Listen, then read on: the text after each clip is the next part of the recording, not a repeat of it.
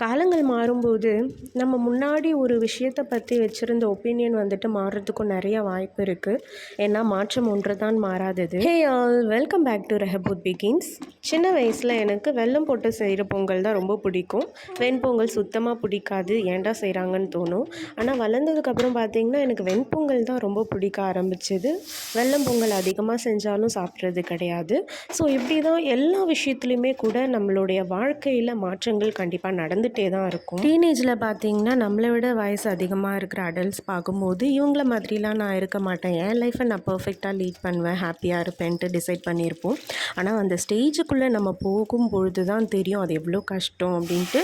நம்ம டிசைட் பண்ணதுக்கு முரண்படாகவே நம்ம நிறைய டைம் நாமளே நம்ம விருப்பத்துக்கு அகெயின்ஸ்டாக நடக்கும்போது மற்றவங்க நம்ம விருப்பத்துக்கு ஏற்ற மாதிரி நடக்கணுன்றது இட் இஸ் நாட் ஃபேர்.